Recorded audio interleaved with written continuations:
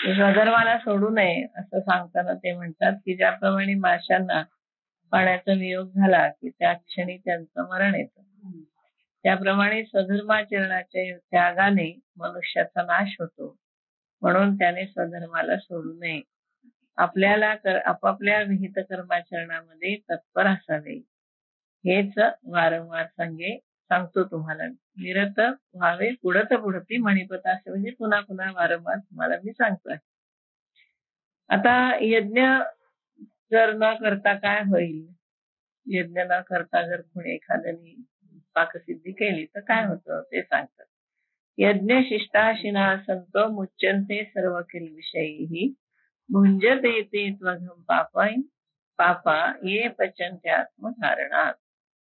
म्हणजे यज्ञाशेष भक्षण करणारे सर्वजण सज्जन पापापासून मुक्त होतात. पण यज्ञ न करता केवळ स्वतःसाठी जो स्वयंपाक करतात, पाकसिद्धी करतात, ते पापी लोक पापभक्षण करतात.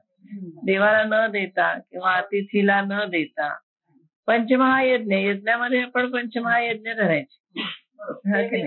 हा गुरुयज्ञ, बस करेक्ट. हा म्हणजे हे यज्ञ न करता जर आपणच खाल्लं सगळं तर पाप. सगळ्यांना देऊन आपण केलं तर ते पुण्य जमा करतात. हे देवाला द्यायला पाहिजे. ब्राह्मण तेवढ्यासाठी असतं ते. समजा आपल्याला वर्षभर नाही जमलं तर निदान एखाद्या दिवशी तरी करावं. म्हणून हे सवाष्ण ब्राह्मण. आपण एरवी आपल्यासाठी स्वयंपाक करतोच, पण सवाष्ण ब्राह्मणासाठी तरी एखाद्या दिवशी स्वयंपाक करावा. असं म्हणजे गुरूंच्यासाठी स्वयंपाक करावा काहीतरी, असं प्रत्येकाला आपण दिलं पाहिजे. दिल्याशिवाय जर खाल्लं तर ते पाप होतं. म्हणून आपल्याकडे रोज नैवेद्य दाखवायची पण पद्धत आहे. काही जरी केलं तरी आपण नैवेद्य दाखवतो आणि मग घेतो. देखा विहित क्रियाविधी निर्हेतुका बुद्धी जो असतीये समृद्धी विनियोग करी. निर्हेतुक बुद्धी म्हणलंय त्याने, शब्द फार छान वापरलाय. निर्हेतुक बुद्धीने सधर्माचरण करण्यामध्ये जो असतीये समृद्धी, समृद्धी म्हणजे पैसा, संपत्ती, असलेल्या संपत्तीचा विनियोग करतो. म्हणजे हे बघा की निर्हेतुक बुद्धीने कसलाही मनामध्ये हेतू न धरता, स्वार्थ न धरता जो असलेल्या समृद्धीचा विनियोग करतो, निष्काम. हा काम नाही, विशेष काही त्याच्यामध्ये इच्छा काही नाही.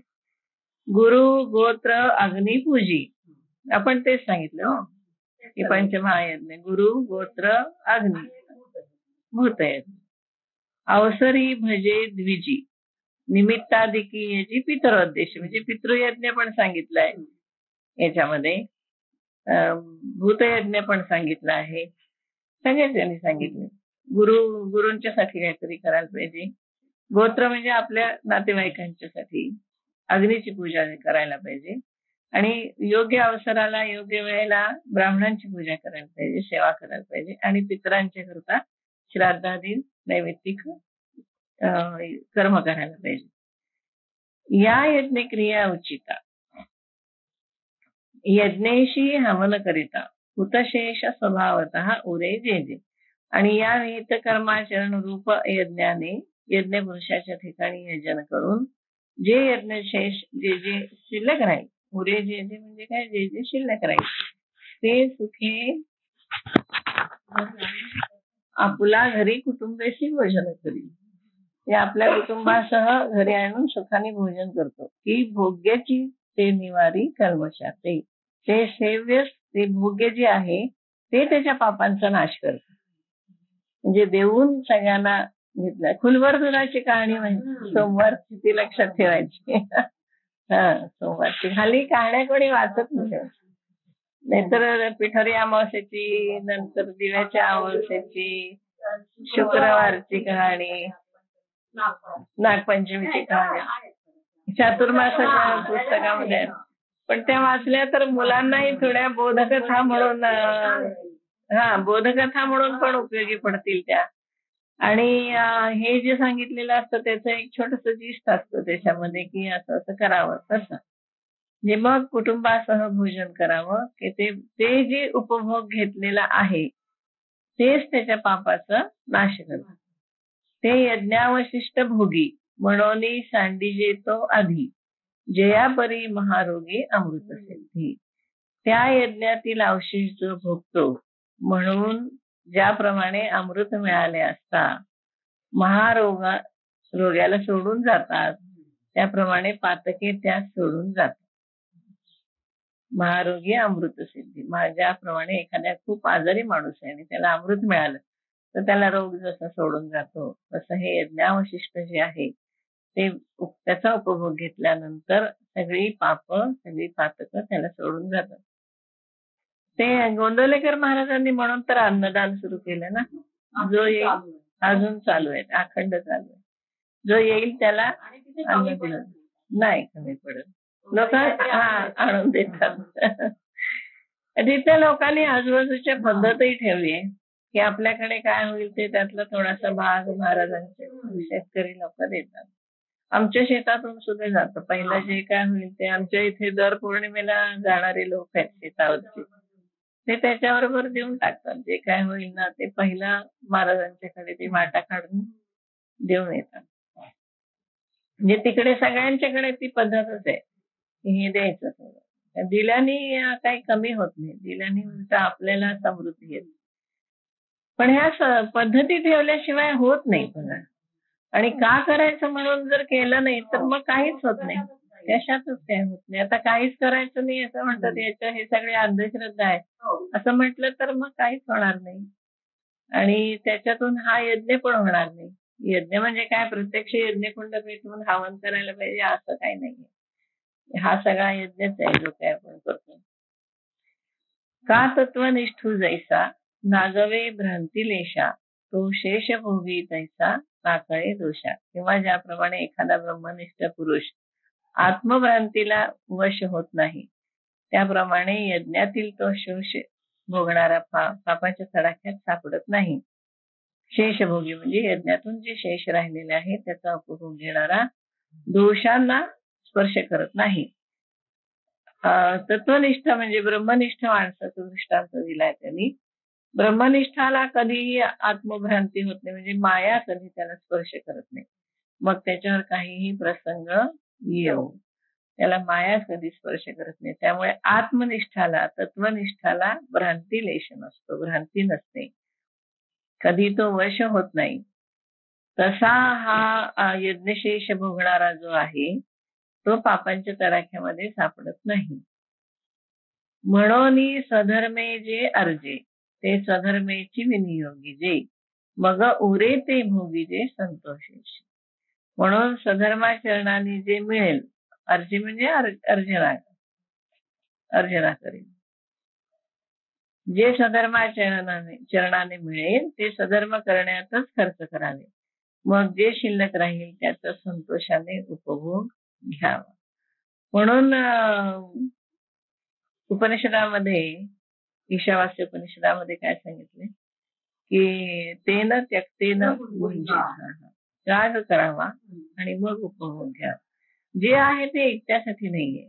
एवढं जरी आपण म्हटलं, जशी ही हवा सगळेजण घेतात, एकटा कोणी घेत नाही. पाणी सगळेजण घेतात, एकटा कोणी घेत नाही. तसं आपल्याला मिळालेलं जे काही असतं ते सुद्धा स्वधर्माने, गुंडगिरी करून नाही, स्वधर्माने जे मिळालेलं असतं ते सुद्धा देऊन मग त्याचा उपभोग घ्यायचा. म्हणून तेन त्यक्तेन भुंजीता, त्याचा त्याग करावा आणि मग त्याचा उपभोग घ्यावा. उपभोग घेऊ नये असं कोणी म्हणलं नाहीये बरं का.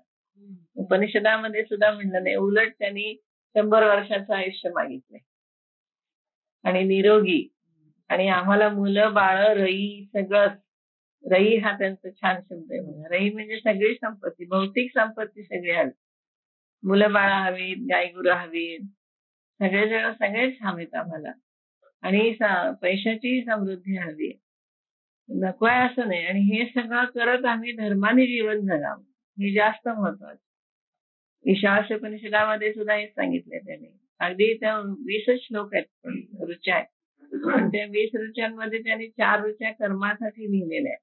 की सुंदर कर्म करत राहिला, स्वधर्माचरण करत राहिला तर त्या स्वधर्माचरणातून जो तुम्ही उपभोग घ्याल तो उपभोग त्यांनी कर्मबंध होणार नाही.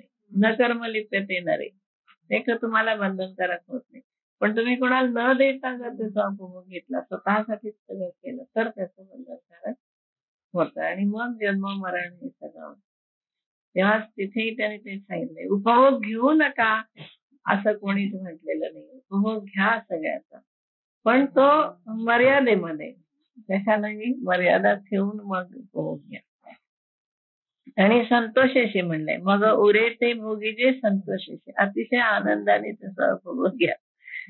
हे वाचून पार्था रहाटो नये अन्यथा, ऐसी आद्य हे कथा मुरारी सांगे. आद्य कथा म्हणल्या अशा रीतीने वागण्याखेरीज दुसऱ्या तऱ्हेने वागू नये, अशी सृष्टीच्या आरंभीची कथा. म्हणजे सृष्टीचा आरंभ जो झाला मागच्या वेळेला म्हटलं आपण की तो अशा नियमानेच झालेला आहे. देत देत सगळं घ्यायचं असा सृष्टीचा नियम आहे. आता आपण पाणी घालतो, खत घालतो झाडाला, आणि झाडं आपल्याला फळं फुलं भरपूर देतात. आधी पाणी आणि खत घातलं पाहिजे, आधी त्यांची कीड काय असेल ती काढली पाहिजे, तर मग ते देणार. ते द्यायचं आधी आणि मग घ्यायचं, आणि मग राहिलेल्याचा उपभोग घ्यायचा, अशी सृष्टीची पद्धत आहे. म्हणजे आद्य निर्मिती होतानाच हे सगळे नियम तयार झालेले. त्यामुळे स्वधर्माचा नियम हा काही नवीन नाही. हा कोणी ऋषीमुनींनी मुद्दाम शोधून काढलाय आणि मग आपल्याला सांगितलं असं नाही. तर सृष्टीमध्येच आहे. थोडस जर निसर्गाकडे लक्ष दिलं ना तर बरोबर आपल्याला हे निसर्ग चक्र कळतं.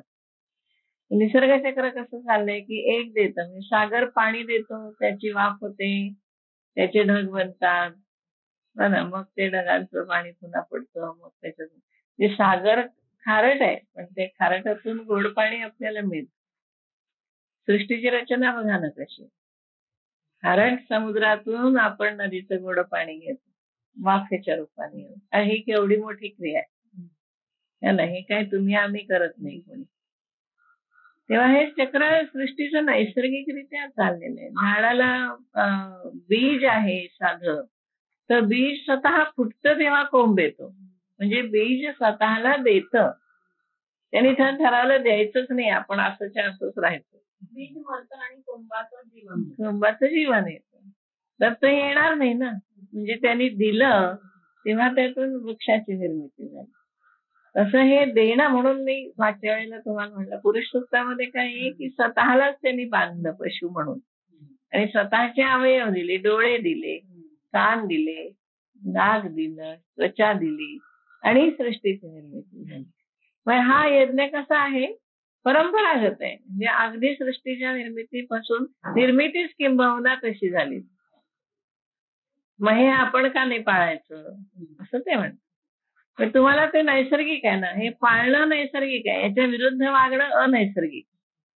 आणि अनैसर्गिक वागलं की असं होतं, तर ऋतुमानाप्रमाणे आहार विहार नाही केले की दुखणी वाणी अगदी येतातच 100%. हो की नाही. त्यामुळे अनैसर्गिक वागणं हे नेहमीच मनुष्याला त्रासदायक होतं. आपल्या शरीराची जी ठेवण आहे, ज्या शरीराची जशी तत्व आहेत तसं आपण वागलं पाहिजे. तसं वागलं तर आपल्या तब्येती चांगल्या राहतात. तब्येत चांगली राहिली तर आपण काही काम करू शकतो. तब्येतच चांगली राहिली नाही तर आपण काय काम करणार. म्हणजे हा नियम कसा आहे, अनादी आहे. अगदी सुरुवातीपासून, सृष्टीच्या निर्मितीपासून हा सुरू राहिलेला आहे. तर तो आपण पाळायला पाहिजे, एवढंच यांना सांगायचं. तो न पाळता मनुष्य फक्त तसं करतो. प्राणी मात्र काही करू शकत नाही. ते निसर्गानुसार राहतात, आहे तसं राहतात. ते त्यांच्या नॅचरल इन्स्टिंक्ट प्रमाणे ते वागतात. ते काय आपल्यासारखं अन्न साठवून ठेवत नाहीत, किंवा ते मुद्दामून झाडं उपटायला जात नाहीत. मनुष्य कसं झाडं तोडतो, अमुक करतो, वस्ती करण्यासाठी डोंगर दरे सगळे फोडतात, हा ना, टेकड्या फोडतात, मग काय काय काय सगळीकडे हाहाकार होतात. तसं उत्तराखंडासारखं कसं झालं, तिकडे 200 वर्षात झालं नाही असा हाहाकार झाला. एका क्षणामध्ये निसर्ग सगळं नाहीच होतं. त्याला काही वेळ लागत नाही, आपल्याला उभं करायला किती वेळ लागतो. पण हे मनुष्याच्या हातून अनैसर्गिक क्रिया होतं. मग फक्त अनैसर्गिक वागू नये एवढं जरी आपल्याला याच्यातून समजलं तरी सुद्धा पुष्कळ झालं. म्हणजे ऋतुमानाप्रमाणे आहार विहार असावा, आणि तेवढंच जागावं, तेवढंच झोपावं, तेवढंच सगळं करावं. पुढे सुद्धा आलंय की अति झोपणारा पण उपयोगाचा नाही योगाला आणि न झोपणारा पण उपयोगाचा नाही. तर व्यवस्थित निद्रा आणि झोप हे दोन्ही योग्य योग्य प्रमाणात सगळं करायला पाहिजे. मग असं वागलं तर नैसर्गिक वागणं आहे. नैसर्गिक वागलं की काही भीती नाहीये, अनैसर्गिक वागलं की मात्र भीती आहे. समज नाही. अशी हे आद्य हे कथा सृष्टीच्या आरंभाची कथा सांगितली. जे देहची आपण पे मानिती आणि विषया ते भोग्य म्हणती या परते न स्मरती आणिक काही. आता दुसरे लोक ते कसे करतात की जे देह हेच म्हणजे आपण आहोत असे आणि विषय हे आपल्याला भोगण्यासाठी आहेत. किती लोक म्हणतात की आता नाही खायचं तर मग कधी खायचं.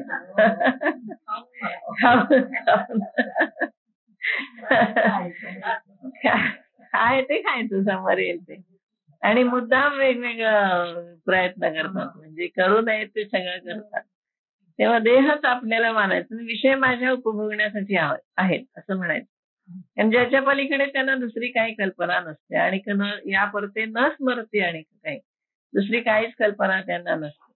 हे यज्ञोपकरण सकळ नेणत साते बरळ अहम बुद्धी केवळ भोगू पाहते. म्हणजे हे सगळं कसं आहे, हे सगळं आपल्या जवळची सगळी सामग्री वगैरे जे आहे ते यज्ञाची सामग्री आहे असे न समजता केवळ अहम बुद्धीने भोगू पाहतात. हे सगळं माझं आहे, कोणाला देण्यासाठी वगैरे काही नाहीये, काही कारण नाही द्यायचं कोणाला असं म्हणून जे बरळतात नेणत साते बरळ जे जाणतच नाहीत की हे दुसऱ्यासाठी काही आहे, यज्ञाची सामग्री आहे, आपल्याला जे दिलंय ते यज्ञ करण्यासाठी दिलेलं आहे असं न जाणता केवळ अहम बुद्धीने स्वतः भोगू पाहतात. इंद्रिय रुची सारखे करविती पाकनिके. आपल्याला आवडतं म्हणून चटकदार पदार्थ तयार करतात. इंद्रिय रुची सारखे करविती पाकनिके. ते पापी पातके सेविती जाणो. ते पापी लोक त्या पदार्थाच्या रूपाने जणू काही पाप सेवन करतात, पापच खातात ते. बरोबरच आहे ना. अतिरेक कुठल्याही गोष्टीचा तुम्ही जर सारखंच चटकदार पदार्थ खायला लागलात आणि शरीराला तुमच्या नसेल ते योग्य तर त्याचा उपयोग होत नाही. म्हणजे ते दुखण्यामध्ये बदलतं. पुढची ओवी महत्वाची आहे बघा. जे संपत्ती जात आघवे हे हवन द्रव्य मानावे मग सधर्म यज्ञ अर्पावे आदी पुरुषी. म्हणून वास्तविक पाहता जेवढी आपली संपत्ती आहे ती सर्व यज्ञात उपयोगी पडणारी सामग्री आहे असे समजावे. मग ती सधर्मरूपी यज्ञाने परमेश्वराला अर्पण करावी. हा सधर्म म्हणजे हा समजायचा अगदी आधी सृष्टीच्या आधीपासून जो आलेला आहे तो, आणि तो स्वधर्म पाळणे हाच कर्मयोग आहे आणि तोच पुढे क्रममुक्ती देतो, पुढे क्रममुक्तीकडे जाणार आहे. तेव्हा हे सगळं संपत्ती जाते ते हवनाचं द्रव्य आहे. म्हणजे आपल्याजवळ जे काही दिलेले आहेत, अवयव दिलेत, आपले सुदृढ शरीर दिलेलं आहे, हे काय कोणाचं साठी तरी झटण्यासाठी आहे. केवळ आपल्यासाठी आपण झटायचं, काम करायचे असं नाही, तर सगळ्यांसाठी उपयोगी पडलं पाहिजे. जे एखादा व्यसनी माणूस असतो तो स्वतःच्याच उपयोगी नसतो तर तो दुसऱ्याला काय उपयोग पडेल ना. तसं आहे, स्वतः जर आपण नीट राहिलं नाही तर आपण कोणासाठी काही करू शकणार नाही. म्हणजे तब्येती चांगल्या हव्यात, प्रकृती चांगली हवी, ती केवळ आपल्यासाठी नाही तर आपण दुसऱ्यासाठी सुद्धा काहीतरी करायला पाहिजे. आपण नाही केलं तर मग दुसरे कोण करणार. हे सांडोनिया मूर्ख आपण पेया लागे देख निपजविती पाक नाना विध. हे न जाणता हो मूर्ख अशा रीतीने वागायचे टाकून हे मूर्ख. रागाला नाही कठोर शब्द कुठे वापरले नाहीत ज्ञानेश्वर महाराजांनी. स्वतः करता नाना प्रकारची पक्वाने तयार करतात. जीही यज्ञ सिद्धी जाय परेशा तोषु होय ते हे सामान्य अन्न न होय म्हणून या. ज्या अन्नाच्या योगाने परेशा तोषु होय परमेश्वराला संतोष होतो ते अन्न कमी योग्यतेचे नाही.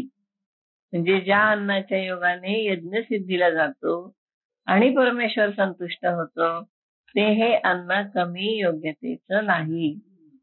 हे अगदी लक्षात ठेवलं पाहिजे की आपल्या अन्नाला जास्त महत्व आहे. आपण देवासाठी जर शिजवलं, गुरूंसाठी जर शिजवलं, वैष्णव ब्राह्मणासाठी येणार आहेत म्हणून द्यायचं ठरवलं, अन्नदानासाठी अन्न तयार केलं तर ते कमी योग्यतेचं अन्न नाही. हे न म्हणावे साधारण. अन्न ब्रह्मरूप जाणं जे जीवन हेतू कारण विश्वाय आहे. कारण जगाला जगण्याचं साधन आहे ना, अन्न हे जगण्याचं साधन आहे. त्यामुळे ते फार महत्वाचं आहे. म्हणजे अन्न खाताना सुद्धा आपण जीवन जगण्यासाठी त्याचा उपयोग होतो म्हणून आपण करतो. सगळे धातू, सगळे रस अन्नापासून तयार होतात. सप्तधातूंचं पोषण अन्नाने होतं. म्हणून हे बेसिक माहिती थोडीशी पाहिजे बघा आपल्याला. आयुर्वेदाची सुद्धा बेसिक माहिती हवी. न म्हणावे साधारण असं म्हणतात. अन्न ब्रह्मरूप जाणं जे जीवन हेतू कारण विश्वाय आहे. या विश्वाचं पोषण करणार आहे, जीवन धारणा करणार आहे. आणि जीवन धारणा चांगली झाली पाहिजे. म्हणजे जे आयुष्य आहे मी म्हणते जेवढं काही आयुष्य असेल, कमी असेल जास्त असेल, त्याची क्वालिटी चांगली पाहिजे. म्हणजे गुणवत्ता आयुष्याची जास्त चांगली पाहिजे. आता हे चक्र दिलंय त्यांनी. अन्नात भवन्ति भूतानि पर्जन्यात अन्न संभवा यज्ञात भवति पर्जन्य यज्ञ कर्म समुद्भवा. जे अन्नास्तव भूते प्ररोह पावती समजते. अन्नाविषयी वर का तैत्तिरीय उपनिषदाच्या भृगुवल्लीमध्ये फार सुंदर माहिती दिली. की पहिलं ते म्हणतात अन्नम न निंद्यात. अन्नाची कधी निंदा करू नये. नावाचं अन्नम न निंद्यात. आणि अन्न कसं आहे, अन्न हे कोणी कोणाचे अन्न असू शकतं. बरोबर, कोणी कोणाचे अन्न असू शकतं. आपण आता एक व्हेजिटेरियन आहोत, सगळ्या भाज्या वगैरे सगळं आपण खातो, पण प्राणी हे सुद्धा कोणाचं तरी अन्न आहेच ना. त्यांना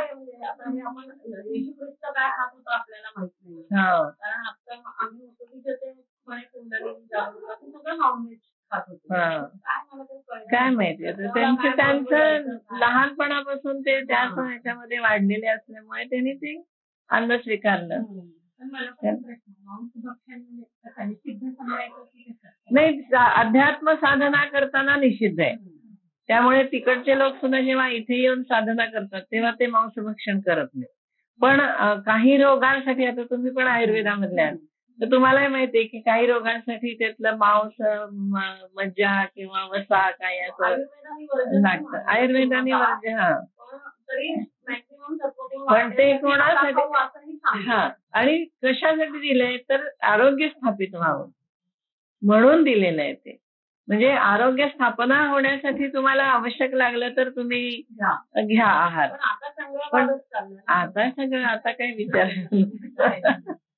आता सगळा चंगवाले. आता म्हणजे ते मजा म्हणून खातात, मजा म्हणून नाही खायचं. पण हे अध्यात्माच्या साधनेमध्ये मात्र मांसाहारावर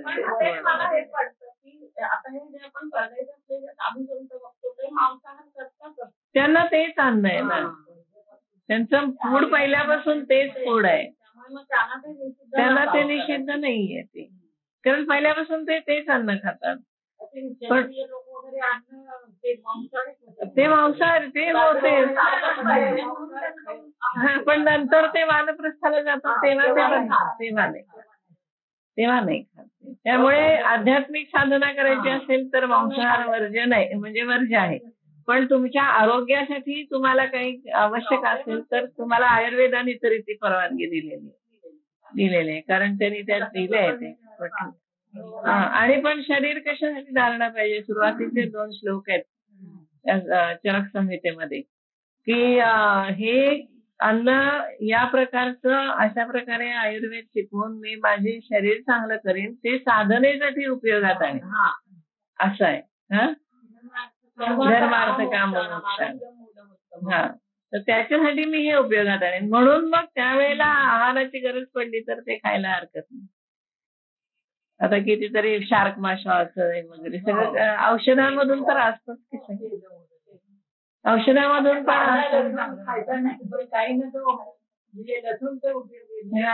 आता हृदयासाठी याच्यासाठी तुम्ही कांदा लसूण खा म्हणून सांगतात. पण जिथे आरोग्य तुम्हाला हवं असेल ना तर तुम्ही त्या आरोग्याला आवश्यक ते खाल्लं पाहिजे. हे तर अगदी सरळ आहे. पण आध्यात्मिक साधनेला मात्र ते सगळं निषिद्ध मानलं. हा प्रांत सोडला तर तुम्हाला एरवी ते खायला हरकत नाही. पण जेव्हा आता साधना करायची, शरीर चांगलं आहे तर तुम्ही तर हा शरीर चांगलं हवं सर्व.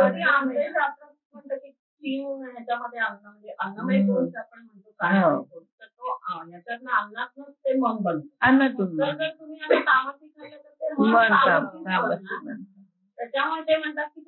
खाऊ नका. लसूण वगैरे तेवढ्यासाठी खात नाही, तमोगुणात्मक आहे म्हणून. पण आता तुमचा हार्टचा डिसीज आहे तुम्हाला आणि तुम्हाला आयुर्वेदाने लसूण खायला सांगितलं तर तुम्हाला खायला पाहिजे. हा प्रमाण आहे, प्रमाण पण आहे. त्याला तसं नाही, बस त्याचा दोष घालवून ते खायचं. म्हणजे त्याला प्रमाण आहे ना. हो, माझे आजोबाई डॉक्टरच होते ना, तर ते रोज 2 लसणाच्या कुड्या भाजून घ्यायचे. 2च घ्यायचे, पण म्हणजे त्यांचं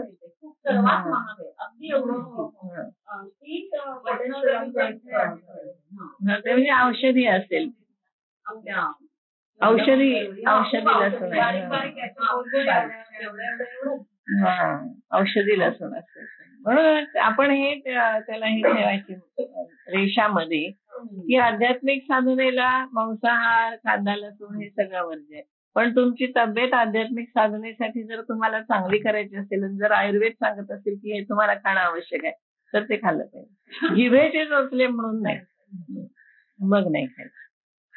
म्हणून हे अन्नावरती त्यांनी इतकं दिलं आहे त्याच्यामध्ये की कोण कोणाचं अन्न होत.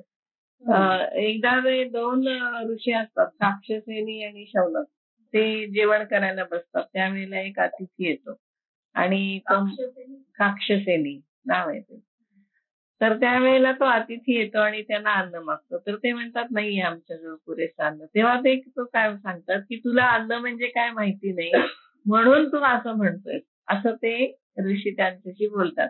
आणि तिथून मग त्यांनी सुरू केले की अन्न काय असतं, अन्नभक्षण केल्याने काय होतं, कोण कोणाचं अन्न होऊ शकतं. प्रत्येक माणूस, आज तुमच्या इथे वाघ आला तर तुम्ही वाघाचं अन्न आहे तर तुमच्याकडे अन्न म्हणून बघतो. असं प्रत्येक जण वेगवेगळं अन्न हे प्रत्येकाचं अन्न म्हणजे प्रत्येक माणूस किंवा प्रत्येक प्राणी हा कोणाचं तरी अन्न भक्ष्य होऊ शकतो. म्हणजे अन्न कशाला म्हणायचं, तर तुम्ही जे पचवता, खाऊन जे पचवलं जातं तर त्याला तुम्ही अन्न म्हणता. म्हणजे तो वाघाला माणूस पचतो पण माणसाला काही माणूस पचवता येणार नाही. आपण जे पचवू शकतो खाऊन, तर ते मग असं अन्न त्याच्याने केलं की मग अन्नापासून काय काय तयार होतं, अन्न कशाला म्हणायचं, अन्न कधी घ्यावं, कधी घेऊ नये, असं सगळं त्या भृगुवल्लीमध्ये अन्नाविषयी सगळं त्याने दिलेलं आहे. आणि मग त्यांनी सांगितले की असं कोणी मागितलं तर त्याला नाही म्हणू नये. आपल्या ह्याच्यामधनं थोडा घास का होईना त्या माणसाला तो दिला पाहिजे. आणि अशा प्रकारे मग उद्या तुम्हाला वाघाने खाल्लं तर तुम्ही काय ना वाघाला म्हणणार आहे की काय नाही नको रे बाबा मला खाऊ नको असं म्हणून तो ऐकणार आहे का तुमचं? नाही ऐकणार. म्हणजे आपणही कोणाच तरी अन्न होऊ शकतो हे आपण लक्षात ठेवलं पाहिजे. त्यामुळे अन्नाला कधी तुम्ही नाही म्हणू नका, अन्नाची कधी निंदा करू नका. अन्न म्हणून अन्न हे पूर्ण ब्रह्म असं म्हणून उदरभरण हे जाळीजे यज्ञ कर्म. कारण अन्नापासून पोषण आहे सगळं. तर छान आहे ते भृगुवल्लीमध्ये अन्नाविषयी चांगलं लिहिलंय सगळं त्यांनी. म्हणजे बरीच माहिती दिली. तर खाणे आपण म्हणतो ना, हा माणूस पैसा खातो, म्हणजे पैसा हे अन्न झालं त्या ठिकाणी. खाणे ना संबंध आहे. हा माणूस पैसा खातो म्हणजे पैसा हे त्याचं अन्न झालं, हो की नाही? म्हणजे पैसा ही काही खाण्याची गोष्ट नाही, पण ते पचवतो. पैसा खाऊन तो काय करतो, आपल्या उपभोगासाठी घेऊन तो पचवतो. म्हणून तो त्याच्यासाठी खाद्य झालं. म्हणजे असं किती प्रकारचं अन्न होऊ शकतं हे त्यांनी त्याच्यामध्ये दाखवलंय की काय जास्त म्हणजे किती खाताय तुम्ही असं. नाही तुम्ही काही लाच खाणे ते खाणेच आहे ना ते. म्हणजे अशा प्रकारे अन्न किती प्रकारचं होऊ शकतं असं त्याच्यामध्ये त्यांनी सांगितलं. एका साखर कारखान्यावर माझं व्याख्यान झालं होतं. त्याच्यामध्ये मी तो विषय घेतला होता. मी मुद्दाम हा विषय घेतला कारण सगळे आजूबाजूचे लोक तसे होते कारखान्यावर खाणारे. म्हणून अन्न काय असतं. नाही, सोलापूरच्या जवळचा एक साखर कारखाना. अन्नावरच आघात होत. त्यावेळेला अन्नाविषयी सगळं उपनिषदामधलं समर्थांनी काय म्हणलंय वगैरे ते सगळं घेतलं होतं. त्याच्यामध्ये हा विषय होता की अन्नात भवन्ति भूतानी, अन्नापासून प्राणी मात्र तयार होतात. पर्जन्यात अन्न संभवा, पर्जन्यापासून अन्नाची उत्पत्ती होते. पर्जन्य कसा होतो? यज्ञात. यज्ञात म्हणजे कर्मयज्ञापासून. बर, यज्ञापासून पर्जन्य आणि यज्ञ हा कर्म समुद्भव. यज्ञ हा कर्मापासून उत्पन्न होतो. जे हीच मी ओवी घेतली होती त्यावेळी प्रवचनाला. अन्नास्तव भूते प्ररोह पावती समजते, मग वरिषू या अन्नाते सर्वत्र प्रसवे. ही ओवी निरूपणासाठी मी घेतली होती त्यावेळेला.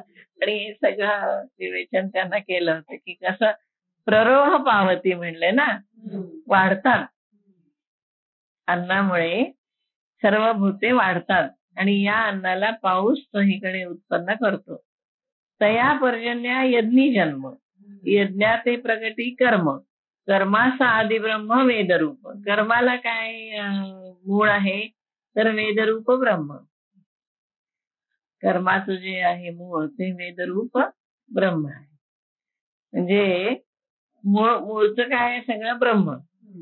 आता जर उलट आपण आलं तर ब्रह्मापासून कर्म झालं, कर्मापासून यज्ञ, यज्ञापासून पर्जन्य, पर्जन्यापासून अन्न आणि अन्नापासून भूते मानव, सगळे प्राणी. आता हे कर्म कसं आहे तर कर्म ब्रह्मोद्भवम विद्धी. आणि ब्रह्म कसं आहे? ब्रह्माक्षर समुद्भव. कर्म वेदापासून उत्पन्न झाले आणि परमात्मा हा वेदाच आहे. त्यामुळे कर्मापासून ब्रह्म अक्षर समुद्भव. ब्रह्म कसं आहे? अक्षरापासून निर्माण झाले. तस्मात सर्वगतम ब्रह्म नित्यं यज्ञे प्रतिष्ठितम. म्हणून सर्व ठिकाणी असणार ब्रह्म जे आहे ते यज्ञामध्ये नित्य स्थिर आहे. अक्षर समुद्भवम. परमात्मा हा वेदाचं कारण आहे. ब्रह्म अक्षर समुद्भवम, कर्म ब्रह्मापासून वेदापासून आणि परमात्मा हा वेदाचं कारण आहे. अक्षर म्हणजे वेदाक्षर. आता या ठिकाणी अक्षरधामचे जे लोक आहेत याचे गुजरात मधले, तर त्यांचे 2 ठिकाणी, एक ते कच्छला, एक आहे भुजला. भुजला त्यांची एक शाखा आहे आणि एक अहमदाबादच्या जवळ अक्षरधाम आहे. तर या 2 ठिकाणी त्यांची गादी आहे. तर ते तिथले जे गोपालानंद मुनी म्हणून होऊन गेले, तर त्यांनी अक्षर ह्या शब्दाचा अर्थ वेगळा घेतला. अक्षरधाम अशा अर्थ घेतला. ब्रह्म अक्षरधामापासून आहे असं. म्हणून ते अक्षरधाम. आणि पुढे 15व्या अध्यायात त्यांनी हो ते अक्षर आहेत. हो अक्षरांवर सगळ्या अक्षरावर आहे ते. त्यामुळे कर्म हे ब्रह्मापासून उत्पन्न झालं, ब्रह्म अक्षरापासून उत्पन्न झालं. त्यामुळे सगळीकडे असणारा प्रकाशन, सर्व विषयाचं सर्वव्यापी असणारा हा वेद यज्ञामध्ये नित्य स्थिर आहे. म्हणून वेदांनी थोडक्यात सांगायचं तर चित्तशुद्धी करता विहित कर्म करावं असं सांगितलंय. म्हणजे यज्ञ हा प्रत्येकाने केला पाहिजे. मग वेदाते परापर प्रसवतसे अक्षर, म्हणून हे चराचर ब्रह्मबंधू. कर्मरूप यज्ञात वेद प्रतिष्ठित आहेत. आणि वेदांत कोणी निर्माण केले? अक्षरांनी निर्माण केले. म्हणून हे चराचर ब्रह्मवत आहे. परिकर्माची ये मूर्ती, यज्ञी अधिवासू श्रुती. है ना? म्हणून मूर्तिमंत कर्माच्या रूपामध्ये, कर्मरूप यज्ञामध्ये वेदांचं निरंतर राहणे. अधिवास म्हणजे राहणे. श्रुती राहतात यज्ञामध्ये, श्रुती राहतात म्हणजे यज्ञामध्ये वेदांचा अधिवास आहे. ऐके सहोदरापती अखंड वास आहे. म्हणजे आता याच्यामध्ये त्यांनी असं सांगितलंय की यज्ञामध्येच वेदांचं निरंतर राहणं आहे. म्हणजे या ठिकाणी वेदांनी सांगितलेल्या स्वधर्म यज्ञाला जास्त महत्व दिले. वेदांमध्ये जसं ब्राह्मण ग्रंथामध्ये कसे वेगवेगळे यज्ञ आहेत. राजसूय आहे, अश्वमेध आहे, पुत्रकामेष्टी, रोजच्या नेहमीच्या इष्टी आहे, दर्शपौर्णिमांस आहे, दर्शपौर्णिमा यज्ञ आहे, अमावस्या पौर्णिमेचा दोन्ही आहेत, आणि चातुर्मासाचे यज्ञ आहेत. असे अनेक यज्ञ सांगितलेले आहेत. पण ते यज्ञ कसे आहे, असे परफॉर्म करायचे, त्याला ते वेगळे मंत्र आहेत, वेगळे आहेत. पण हा यज्ञ म्हणजे स्वधर्म यज्ञ, तो सगळ्यात महत्वाचा. हा सगळा कर्मयोग आहे. हा सगळा कर्मयोग आहे. नित्य यज्ञ हा कर्मयोग आहे. आणि याच्यामध्ये कसं तुम्ही कंटाळा करून चालत नाही. आज केलं आणि उद्या नाही असं नाही चालत. हा नित्य यज्ञ आहे. त्यामुळे त्यात तुम्ही स्वधर्म कर्म करायला कंटाळायचं नाही कधी. मीच का करावा आणि रोजच का करावा असे प्रश्न या ठिकाणी नाहीये. ते रोजच तुम्हाला ऑब्लिगेटरी आहे खरं म्हणजे आपलं आयुष्य चांगलं राहण्यासाठी. अर्थात आपल्यासाठी आपल्याला रोज आंघोळ जशी आपण करतोच अगदी, का तर आपल्याला स्वच्छता आवश्यक आहे म्हणून, जे काही कोणासाठी करत नाही. तसं हे नित्यकर्म जे आहे ना, ते आपल्या स्वतःसाठी आपल्याला करणं आवश्यक आहे. आपल्या शरीरातल्या धातूंचं पोषण होण्यासाठी आवश्यक आहे. आपलं शरीर दुसऱ्याला उपयोगी पडावं म्हणून आवश्यक आहे. अनेक कारणासाठी हे स्वधर्म आवश्यक आहे. त्यामुळे यज्ञामध्ये अधिवास आहे वेदाचा. वेदांचा एक अर्थ आहे ना, तो पूर्ण यज्ञ संबंधीच आहे, पण ते कर्मकांड जास्त आहे. सायणाचार्यांनी उदाहरणार्थ जो वेदांचा अर्थ लावलेला आहे तो जास्त यज्ञप्रधान आहे. पण हा यज्ञ कर्मकांडाचा आहे. म्हणजे हा दर्शन पौर्णिमेचा यज्ञ, हा यज्ञ, नंतर शांती यज्ञ असतात. काही आपण संकल्प केला तो पुरा झाला की एक होम असतो.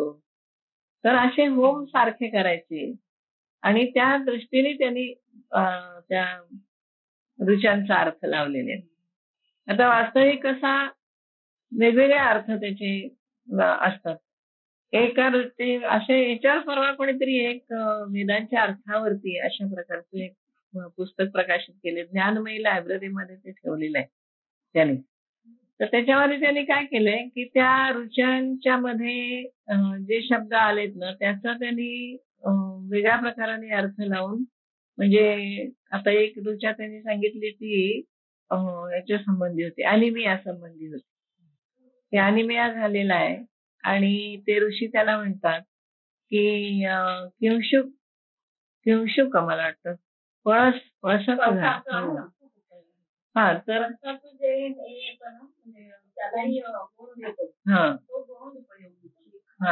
लाल रंगाचा असतो, लाल प्रमाणे सर्वेला विपरीतही विपर्य म्हणजे दिसतं सारखं रक्त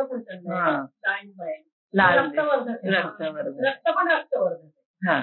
आपण ते वापरणार नाही म्हणून मग या लाल गोष्टी ते उपयोगी. हा, तर त्याच्यामध्ये ऋचा अशी आहे की ते ऋषी त्याला म्हणतात की तू जर रोज सकाळी माझ्या बरोबर आलास आणि या वृक्षाखाली जर 2 तास पूर्ण उघड्या अंगाने राहिलास तर मी तुझा अॅनिमिया हा रोग घालवतो, असं त्या ऋषीचा अर्थ. तर त्यांनी काय केलं, ऍक्च्युअली त्या झाडाची पानं वगैरे तोडली आणि ते लॅबोरेटरीजचे प्रमुख होते, कॉलेजमधल्या लॅबोरेटरीजचे प्रमुख, आणि युनिव्हर्सिटी तर्फे ते नंतर पुढे सगळ्या लॅबोरेटरीज मध्ये सगळीकडे जायला लागले. तर त्यामुळे त्यांना ते वापरता आलं. तर त्यांनी ते घेतली पानं, त्याचं सगळं डिसेक्शन केलं, त्याच्यामध्ये काय काय इन्ग्रेडियंट्स किंवा काय जे काय आहे ते सगळं बघितलं आणि त्यांनी सिद्ध केलं की यांनी अनिमिया जातो. एवं प्रवर्तितं चक्रम नानुवर्तीयती हयः अघायुरिंद्रिया रामो मोघम पार्थ स जीवती. अगदी त्यांनी सरळ सांगितले की अशा प्रकारे सुरू असलेल्या चक्राला अनुसरून जो हे लोकी वागत नाही आणि इंद्रियाराम म्हणजे इंद्रियांच्या मध्ये रममाण होतो, त्याचं आयुष्य पापमय होय, तो व्यर्थ जगतो. मोघम पार्थस जीवती, तो व्यर्थ जगतो, त्याचं जीवन व्यर्थ आहे. जे जग ओळखून जगामध्ये राहणं या प्रकारे राहायला पाहिजे. उत्पत्ती चक्र न जाणता जो जगात राहतो आणि वागतो तो व्यर्थ जगतो. ऐशी हे आदी परंपरा म्हणजे उत्पत्तीपासून आहे, सृष्टीच्या उत्पत्तीपासून आहे, एवढं लक्षात ठेवायचं. हे चक्र काही नवीन कोणी निर्माण केलं नाही किंवा आत्ता शोध लागलाय आणि मग ते वापरात आलंय असं नाही, तर ते आधी पहिल्यापासूनच चालू आहे. फक्त ते चालू आहे हे आपल्याला माहिती पाहिजे. ऐशी हे आधी परंपरा आहे, आधीपासूनची आहे, सुरुवातीपासूनची आहे. संक्षेपे तुझं धनुर्धरा सांगितली या अध्वरा लागवणी. स्वधर्म यज्ञाकरता मी, अध्वर म्हणजे यज्ञ, स्वधर्म यज्ञाकरता मी ही तुला संक्षेपाने आधी परंपरा सांगितलेली आहे. म्हणून समूळ हा उचितू स्वधर्मरूप क्रतू. क्रतू म्हणजे यज्ञ. नानुष्ठी जो मत्तू लोकी, मत्त म्हणजे असा मदोन्मत्त उन्मत्त माणूस, उन्मत्त पुरुष या लोकांमध्ये उचित अशा स्वधर्माचरणाचं जर त्यांनी अनुसरण केलं नाही, न अनुष्ठी, अनुष्ठाला नाही तो, तर काय होईल, तो पातकांची राशी, पातकांची राशी, पापांची राशी. जाण भार भूमीसी, भूमीला भार आहे. जो कुकर्मे इंद्रियांची उपयोगा गेला, तो कोणाच्या उपयोगी पडला, तर केवळ इंद्रियांचे लाड पुरवतो वाईट आचरणाने, म्हणून तो वाया गेला, पातकांची राशी झाली. ते जन्म कर्म सकळ अर्जुना अति निष्फळ, जैसे का आभ्रपटळ अकाळीचे. दृष्टांत काय दिलाय, अकाळी आलेले ढग जसे वाया जातात, त्याचे काही पाऊस पाडत नाहीत, काही नाही, ते नुसतेच निघून जातात, त्याप्रमाणे त्याचा जन्म निष्फळ झाला. त्या जन्माचा काहीही उपयोग नाही. जन्म आणि कर्म दोन्ही निष्फळ झालं. का गळा असतं ना आजीचे किंवा बोकडाच्या गळ्याला असं स्तन असतं ते, हा, त्याला अजंगळ स्तन म्हणतात, म्हणतात तसं. तैसे जियाले देख तयाचे जया अनुष्ठान स्वधर्माचे घडायचे ना, त्याप्रमाणे ज्याच्या त्या आचरण होत नाही त्याचं जगणं हे त्या अजयाच्या गळ्याच्या स्तनासारखं निष्फळ आहे. त्याचा काय उपयोगच नाही ना, ते नुसतं दिसायला दिसतं. बोकडाचं ते नुसतं दिसतं, त्याचा उपयोग काहीच नाही त्याच्या शरीराला. म्हणून ऐके पांडवा, म्हणून तू लक्षात घे, हा स्वधर्म कवणे न सांडावा. आपला धर्म आपण सांडू नये, सोडू नये. सर्व भावे भजावा हाची. सगळं आपण जरी केली, उपासना केली, काही जरी केलं तरी हा स्वधर्माचं आचरण नसेल तर उपासना सुद्धा फलद्रूप होत नाही. सगळ्याची जोड लागते. अध्यात्माला नेहमी आचरणाची जोड लागते. अध्यात्म नुसतं इकडे अध्यात्म करायचं आणि इकडे वाटेल तसं खाल्लं फेरलं वागलंय तर त्याचा उपयोग होत नाही. म्हणजे त्या माणसाची आध्यात्मिक प्रगती सुद्धा काही होत नाही ना, त्याचं शरीर चांगलं राहतं. आणि मग दिसताना आपल्याला दिसतं की हे एवढं जे जास्त करतात पण यांच्यामध्ये काहीच फरक पडलेला नाही आणि काही त्यांच्या शरीराला सुद्धा ते उपयोगी पडलं नाही. वास्तविक उपासना खूप उपयोगी पडते, खूपच उपयोगी पडते उपासना. शारीरिक सामर्थ्यालाही उपयोगी पडते, दुखणी बरी व्हायला पण उपयोगी पडते. घरातलं वातावरण पूर्ण बदलतं उपासनेने. पण त्याला त्या माणसाच्या आचरणाची पण जोड पाहिजे. आचरण नसेल आणि नुसती उपासना केली तर नाही, ते सगळ्या ते मिळून त्याचा इफेक्ट आहे. सगळं मिळून तसं व्हायला पाहिजे. म्हणजे सदाचरण हा पाय आहे. गोंदवलेकर महाराजांनी सदाचरण हा आधी सदाचरण केलं पाहिजे. म्हणून स्वधर्माचं अनुष्ठान घडलं नाही की त्याचा काही उपयोग नाही. म्हणून ऐके पांडवा, हा स्वधर्म कवणे न सांडावा, सर्व भावे बजावा हाच एक. म्हणजे सर्व प्रकारे प्रयत्न केला पाहिजे की आपण स्वधर्माचं पालन करतो आहोत का नाही. मग बाकीचं फारसं काही नाही केलं तरी चालतं, पण केलं ऍडिशन तर ते जास्त चांगलं.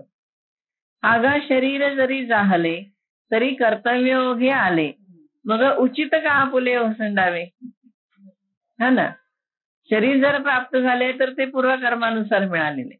असं जर आहे तर मग आपल्याला विहित कर्म आपण का त्याग करावा. कारण शरीरच मुळात कर्मजन्माने आलेलं आहे. शरीर असं प्राप्त झालं याचं कारण काय आहे. आता एखाद्याला मुळातच पित्त प्रकृती असते, एखाद्याला मुळातच कफ प्रकृती असते, एखाद्याची मुळातच वात प्रकृती असते. आता ते जन्मजात त्याला मिळालेलं शरीर आहे, त्यांनी काय करावं. पण त्यांनी जर स्वधर्माने वागलं आपल्या प्रकृतीला अनुसरून तर मग त्याचं जीवन चांगलं जातं ना, त्याला त्रास होत नाही. तेव्हा ते कसं आलंय, कर्तव्य ओघे आले.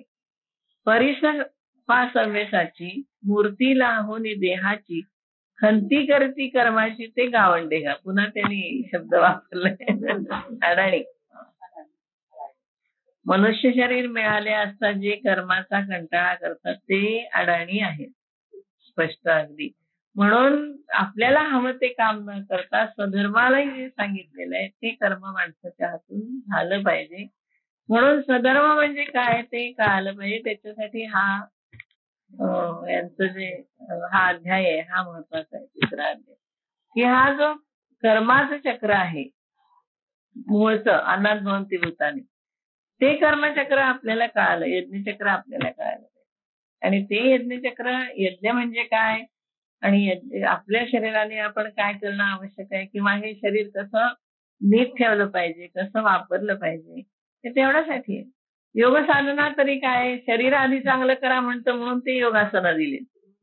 योगासनांच्या द्वारे, आहार शुद्धीद्वारे शरीर आधी चांगलं करा, मग साधना. म्हणजे तुम्ही कशाही प्रकारची साधना केली तरी तुमचं शरीर आधी, अधिष्ठान शरीर आहे ना. शरीर धड नसेल तर आपण काहीच साधना करू शकत नाही. म्हणून साधना करायला तुम्ही 3 तास जप करायला बसा ना, बघा ना, शरीर चांगलं नसेल तर जप होत नाही. सगळं दुखायला लागतं, नुसती पाठच काय. मनही स्थिर राहत नाही, ते महत्वाचं. शरीरही स्थिर राहत नाही, मनही स्थिर राहत नाही. पण जर त्या शरीराला तुम्ही व्यवस्थित ठेवलेलं असेल आणि त्याला हळूहळू सवय लावली तर आपल्याला 3 तास साधना करायला काही हरकत नाही. म्हणजे त्याच्यासाठी म्हणून शरीर चांगलं ठेवणं आवश्यक आहे, कुणा लोकासाठी म्हणून असं नाही. यस्त्वाम आत्मरतिरेव स्याद आत्मतृप्तश्च मानवः आत्मन्येवच संतुष्टस्तस्य कार्य न विद्यते. अगदी बरोबर आहे की जो मनुष्य आत्म्याच्याच ठिकाणी रत असतो आणि आत्म्याच्या योगाने तृप्त असतो आणि आत्म्यामध्ये संतुष्ट असतो त्याला काही कार्य राहत नाही. आता स्वधर्माचं पालन ज्यांनी केलेलं आहे निष्ठेने त्याला आपोआपच आत्मरती येतेच, आत्मसंतुष्टता येते. आणि आत्मसंतुष्ट जो आहे त्याच्या योगाने तो तृप्त असतो आणि त्याला काही कार्य करायचं शिल्लक राहत नाही. जे विशेष मला काही करायचं आहे असं त्याला वाटत नाही. देखे असतेनी देहधर्मे एथ तोची एकू न लिंपे कर्मे, जो अखंडित रमे आपणची आपणपाची. देखे असतेनी देहधर्मे म्हणजे निरंतर आपल्या स्वरूपामध्ये देहधर्माने युक्त असून सुद्धा, देहधर्म करत असताना सुद्धा तोची एकू न लिंपे कर्मे, तो कर्माने लिंपला जात नाही, कर्माने लिप्त होत नाही. जो अखंडित रमे आपण पाची, जो स्वतःमध्येच संतुष्ट राहतो तो कर्माने लिप्त होत नाही असं त्यांनी म्हटलेलं आहे. तर जे तो आत्मबोधे तोषला तरी कृतकार्यू देख जाहला, म्हणून सहजी सांडवला कर्मशंभू. का नाही तो कर्माने लिप्त होत आणि का नाही त्याला काही करायचं नाही असं वाटतं, तर तो आत्मज्ञानाने संतुष्ट होऊन कृतकृत्य झालेला असतो म्हणून त्याचा कर्माशी संबंध सुटलेला असतो. कर्माशी संबंधच राहत नाही, कारण त्याने इतकं नॅचरली सगळं केलेलं असतं की त्यामुळे अमुक एक करायचंय, अमुक एक करायचं नाही, किंवा अरे रे हे आपण उगीच केलं असलं काही त्याला वाटतच नाही ना. कारण त्याने इतकं व्यवस्थित वागलेला असतो तो स्वतःच सगळं कर्माचरण आपल्या नैसर्गिक प्रवृत्तीनुसार त्यांनी सगळं केलेलं असतं, हा यज्ञ केलेला असतो, लोकांना तृप्त केलेलं असतं. त्यामुळे काही करायचंय आणि काही हवं आहे असं आपोआपच शिल्लक राहतं, म्हणून तो आत्मसंतुष्ट होतो. अगदी काय तो साक्षात्कारी किंवा हे असायचा अर्थ नाही घ्यायचा आपण, तर तो आत्मसंतुष्ट झालेला असतो, म्हणून त्याला काही करायचं नाही असं वाटत असतं की काय. तर त्याला कोणाकडून काही लाभ हे मिळवायचा नाहीये आणि कोणाकडून त्याला काही साधायचं पण नाहीये. नैव तस्य कृतेनार्थो नाकृतेनेह कश्चन न चास्य सर्वभूतेषु कश्चिदर्थव्यपाश्रया.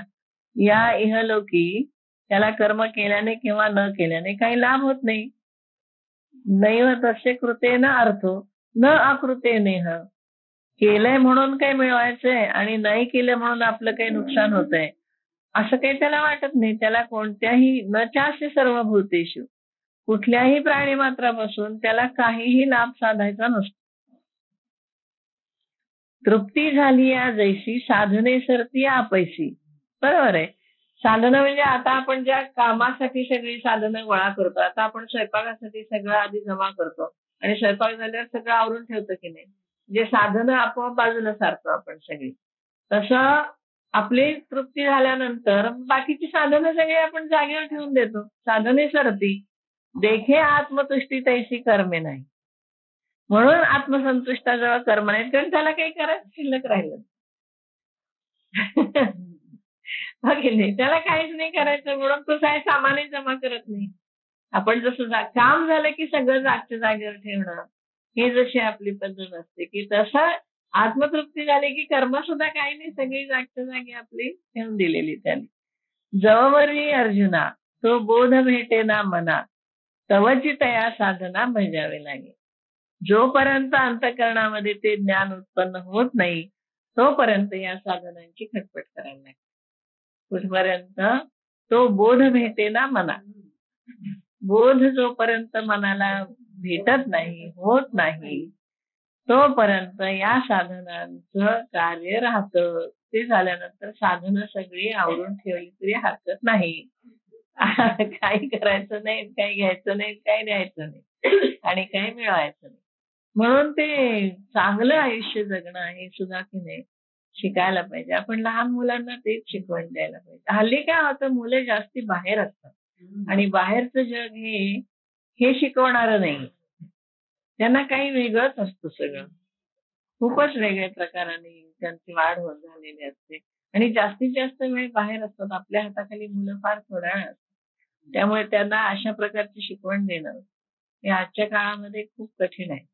नुसत्या संस्कार वर्गाने वगैरे होत नाही. ते किती 8 दिवस 15 दिवस संस्कार वर्गाला जातात. त्यामध्ये नित्यकर्माचं नाही, पण नित्यकर्म बघून शिकतात मुलं. हा, एक्झॅक्टली. घरातच यायला पाहिजे असं वागणारं कोणीतरी घरात हवं आपल्या.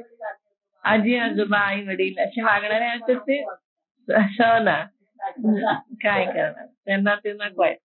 मग कसं होणार, मुलांना कोण सांभाळणार. आणि पाळणा घरात असं हे होईल असं नाही वाटत. तिथे आचरणाचे नियम काही कळत नाहीत. राहायचं आपलं, सांभाळलं जातं, कोणीतरी सांभाळतं, जेवायला व्यवस्था त्यांची केलेली असते सांभाळण्याची, एवढंच आहे. पण तिथे हे संस्कार नाही, असे नाही. त्याला आचरण बघावं लागतं मुलांनी. आपले आई वडील कसे वागतायत, आपले आजी आजोबा कसे वागतायत, ते बघून मुलं हे आचरण करायला शिकतात. हे आचरण असं शिकवून येत नाही की अरे असं वागू नको बरं का.